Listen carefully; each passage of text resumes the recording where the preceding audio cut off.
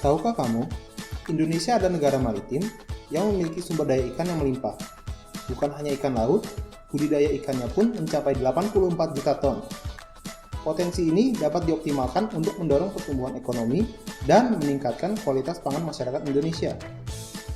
Di tahun 2011 hingga 2015, konsumsi ikan mengalami peningkatan sebesar 6,27%. Hal ini dikarenakan kampanye Gemar Makan Ikan yang digalakkan oleh pemerintah Indonesia. Pernah dengar? Kampanye ini merupakan upaya untuk mendorong konsumsi ikan. Salah satunya dengan meningkatkan ketersediaan makanan olahan ikan di rumah makan, seperti di warteg. Warteg menyediakan menu olahan ikan yang beragam, seperti ikan kembung goreng, ikan tongkol cabe, ikan tuna santan, ikan mas pepes, dan sebagainya. Tahukah kamu apa saja nutrisi yang terkandung pada ikan-ikan tersebut? Ikan yang tersedia di warteg kaya akan nutrisi, seperti lemak, protein, dan mineral yang baik untuk kesehatan tubuh. Lemak yang terdapat dalam ikan adalah lemak yang baik untuk pertumbuhan dan daya ingat. Lemak tersebut biasa kita sebut dengan EPA dan DHA. Seiring bertambahnya usia, jumlah DHA di otak akan menurun dan mengakibatkan terganggunya fungsi kognitif yang mengarah kepada timbulnya penyakit Alzheimer. Berbeda dengan DHA, konsumsi EPA dapat membantu meningkatkan daya tahan tubuh dengan membentuk N6-eicosanoid. Bukan hanya itu, ternyata EPA juga dapat mengurangi rasa cemas dan gangguan mental seperti bipolar dan skizofrenia.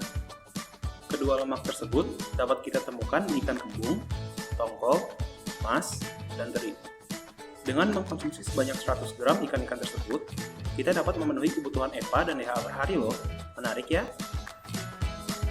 Bukan hanya komposisi lemaknya, ikan juga kaya akan protein yang berperan sebagai antibodi, enzim, dan transporter yang penting bagi tubuh. Protein merupakan rangkaian asam amino, baik esensial maupun non-esensial. Asam amino esensial merupakan asam amino yang tidak bisa disintesis oleh tubuh. Jadi, untuk memenuhi kebutuhan asam amino esensial, dibutuhkan suplementasi dalam bentuk makanan. Ikan merupakan salah satu makanan yang kaya akan asam amino esensial. Misalnya ikan tongkol, 7 dari 9 asam amino esensial dapat ditemukan di dalamnya. Asam amino esensial yang paling banyak ditemukan pada ikan tongkol adalah lisin. Lisin berperan sebagai komponen dalam otot yang dibutuhkan untuk proses pembuatan enzim dan hormon. Selain itu, lisin juga bekerja sebagai prekursor L-karnitin yang berfungsi untuk menjaga kesehatan sistem saraf. Tidak hanya kaya akan makronutriennya saja, ikan di warteg juga kaya akan mikronutrien mineral seperti kalsium, fosfor, seng, dan selenium. Kalsium yang kita makan akan digunakan untuk membantu kerja tubuh. Salah satunya adalah membantu penyaluran sinyal pada jaringan saraf untuk bergerak. Selebihnya, kalsium tersebut akan disimpan di dalam jaringan tulang kita. Apabila asupan kalsium kita kurang, hormon di dalam tubuh akan memberi perintah untuk mengambil simpanan kalsium demi keberlangsungan kerja tubuh kita. Akibatnya, tulang menjadi rapuh dan mudah patah. Oleh sebab itu, mengkonsumsi ikan teri yang kaya akan kalsium dapat menjaga keutuhan dan kepadatan tulang kita. Fosfor yang dapat diperoleh dari konsumsi ikan mas adalah salah satu mineral yang merupakan komponen utama dari sumber energi. Kekurangan asupan fosfor dapat mengganggu pembentukan energi di tubuh kita, sehingga fungsi kerja tubuh dapat terganggu, seperti mudah kram dan lelah saat beraktivitas. Selain itu, fosfor juga merupakan bagian dari DNA yang membantu proses pembentukan protein. Kurangnya konsumsi fosfor mengakibatkan terganggunya pembentukan protein dalam tubuh, seperti sel darah merah, hormon, dan enzim pencernaan.